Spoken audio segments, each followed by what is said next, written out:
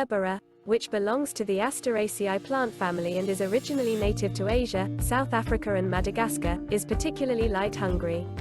Accordingly, it requires a sunny to off-sun location. In the course of the growth phase, the heat-loving plant also requires comparatively high humidity, which is why the leaves of the Gerbera should ideally be sprayed regularly with lime-free water during this phase. Currently, 45 different Gerbera species are known.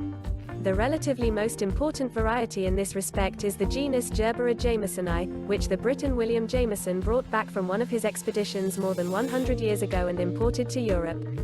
This colorful plant has rosette-forming and upright growth characteristics. Characteristic of the Gerbera is its toothed to elongated or obovate leaf shape in combination with colorful flower colors, which cover a wide color spectrum with purple, yellow, orange, white, pink and red. The flowering period of the plant extends between the calendar months of May to September. Single and ray florets characterize its flower form. It requires a sandy to loamy and water-permeable substrate in conjunction with moderate soil moisture and a pH-neutral soil condition. The lime-tolerant composite plant is sensitive to frost and is preferably used for the greening of interiors and planters. The individual flower stems are adorned with large capitulum flowers that have a velvety to soft surface. Gerbera flowers typically resemble daisies in appearance. Bicolored, double and semi-double cultivars are considered to be particularly desirable. Gerbera, in principle, should be watered around the stem plant. Watering directly above the center of the plant promotes rotting of the cut flower and, accordingly, should be avoided at all costs. The plant is happy with regular dipping and watering through a saucer. Drains, cleverly embedded in the bottom of the pot, also effectively counteract any waterlogging. Cutting the leaves should generally be avoided. During the winter, a temperate greenhouse or a sunny spot directly by the window are perfect locations for the light-hungry Gerbera. If the outside temperature is constant and above +16 degrees Celsius, the plant can be placed outside. During the summer months it needs a lot of liquid and should be watered vigorously.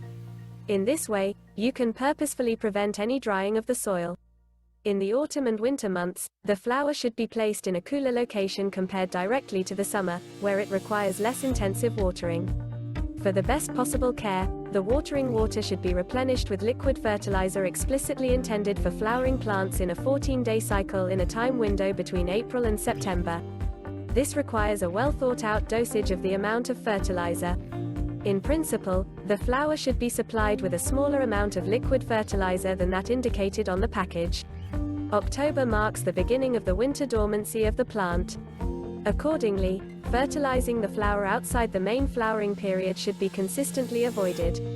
Older Gerbera should be repotted in potting soil during the spring months, and they can be easily divided for propagation.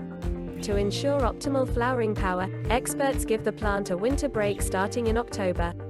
For this purpose, insiders place Gerbera in a bright place with a constant average temperature of about +14 degrees Celsius. During the winter rest, the flower should be watered sparingly and do not fertilize. Gerbera blight is considered the worst disease that can afflict the plant from the wicker family. Affected plants are basically unsalvageable, so they should be discarded immediately. The first indicators of Gerbera rot are pale green to gray-brown discoloration around the leaves. Subsequently, a rotting process starts around the roots and the base of the stem. Potential causes of the plant's disease pattern include an oversupply of fertilizers, above-average soil moisture, a location tied to temperatures that are objectively too low for the plant, and excessively acidic soil. In addition, gray mold can attack the Gerbera. This primarily appears if the flower receives too little fresh air, the soil is overwet, the plant is exposed to comparatively large temperature fluctuations, or if the individual flowers are too close together. Leaves affected by gray mold should be picked off early. For the best possible protection of the remaining plant, the Gerbera should then be wetted with a high-quality fungicide.